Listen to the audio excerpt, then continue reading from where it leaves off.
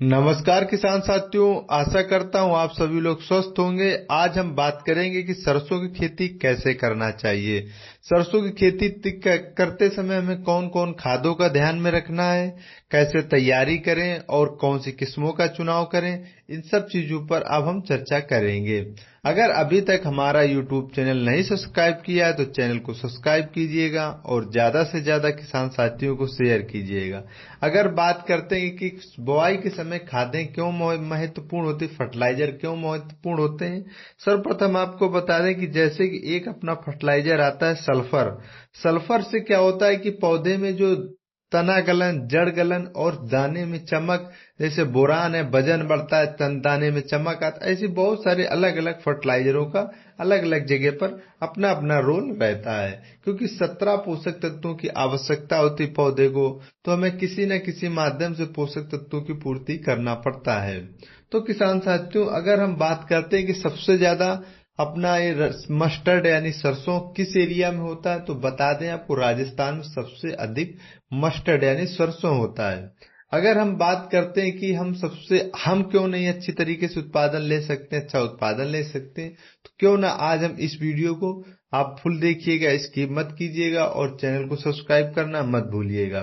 जैसे अगर हम सरसों की सही बुआई का समय देखते हैं तो मध्य अक्टूबर होता है।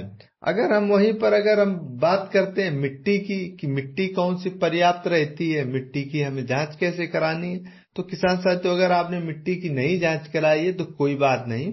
अब की बार आपको क्या करना है कि पीएच मान देख करके आपके खेत में आप सरसों की बुआई करना है। जैसे कि अगर पीएच की मान की बात करें तो 6 से 7 पीएच मान होना चाहिए, इससे ज्यादा नहीं होना चाहिए।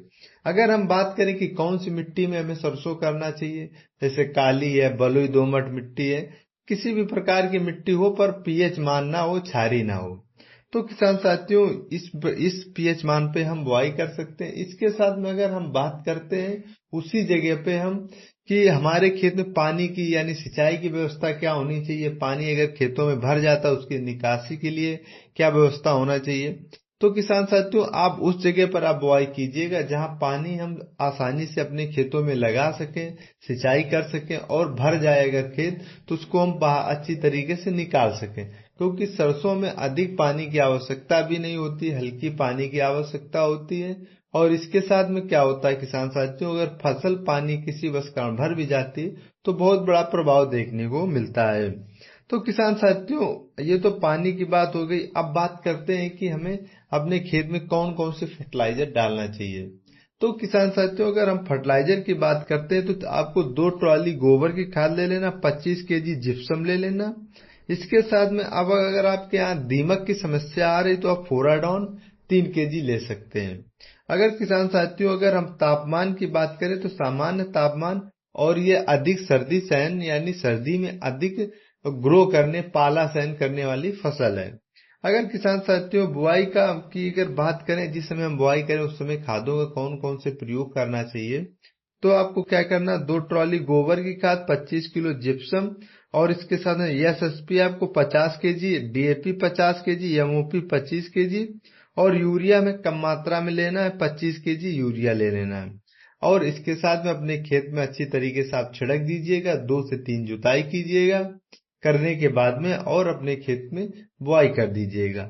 अगर बुआई में से हम बात करें कुछ किस्मों की, तो किस्में अगर देखी जाए तो पैनियर की 45S46 है और एडवांटा की है एडीबी 414 है और श्रीराम की 1666 है। और अगर हम रिसर्च वेराइटी की बात करें RH 725 है।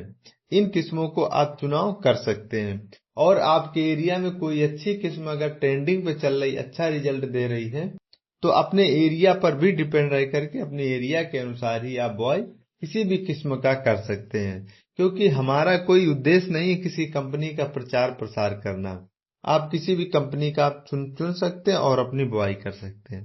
अगर हम यहीं पर बीज की मात्रा की बात करें तो 1 केजी आप प्रति एकड़ के हिसाब से बीज की मात्रा आप उचित समझिएगा बीज को। और अगर घर का आपके बीज है तो आप 1.5 केजी आप बीज यानी 1.5 केजी बीज घर का ले सकते हैं। अगर हम बीज के उपचार की बात करें तो कार्बेंडाजिम और माइनकोजिब से आप बीज का उपचार करना मत भूलिएगा, क्योंकि अगर बीज का उपचार अच्छा हो जाता तो जर्मिनेशन अच्छा होता है और दाने के साथ साथ में क्या फंगस कोई बीमारी कोई नहीं लगती और अच्छा ग्रो भी होता है। समय समय पर आपको ये जानकारी हम अपने यूट्यूब चैनल के माध्यम से देते रहेंगे किसान साथियों। अगर हम इसी जगह पर बात करें पौधे से दूरी जो 28 सेंटीमीटर आप रख सकते हैं और लाइन से लाइन की 10 सेंटीमीटर और गहराई 4 सेंटीमीटर तक आप बीज की रख सकते हैं। किसान साथियों, अगर ये वीडियो आपको अच्छा लगा हो तो आप चैनल को सब्सक्राइब कीजिएगा। हम आपको छोटे छोटे क्लिप में वीडियो सरसों पर हम प्राप्त करवाते रहेंगे और समय समय पर आपको जानकारी देते रहेंगे। धन्यवाद।